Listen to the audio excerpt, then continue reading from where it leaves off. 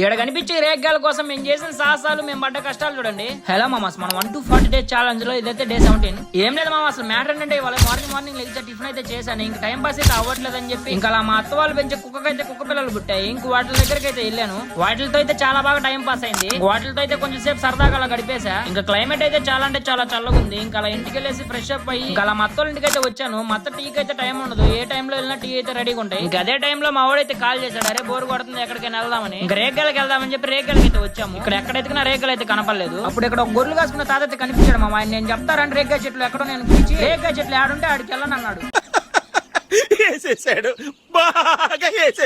ఇంకా మీరే చెప్పండి మా ఆయన ఏం చేద్దాం, తాతలు కూడా డైలాగులు వేస్తున్నారు. సరేలే, అంత దూరం నుంచి కష్టపడి వస్తే ఈ రేగ్గాలన్నీ పచ్చి ఉన్నాయి. అంత దూరం నుంచి కష్టపడి వచ్చినందుకు ఇది మామ పరిస్థితి. ఏం చేయాలి అర్థం కాక సైలెంట్ గా వచ్చిన దారిలో వెనక్కి వెళ్ళిపోయి ఇంటికి రాగానే మా బ్రోస్ అయితే చింతకాయలు తింటూ కనపడ్డారు. ఇంకా మేము కూడా వాళ్ళలో జాయిన్ అయిపోయాం. సరే మామ, ఫాలో అండ్ సబ్స్క్రైబ్ చేసుకోండి. నెక్స్ట్ వీడియోతో మళ్ళీ కలుద్దాం. బాయ్.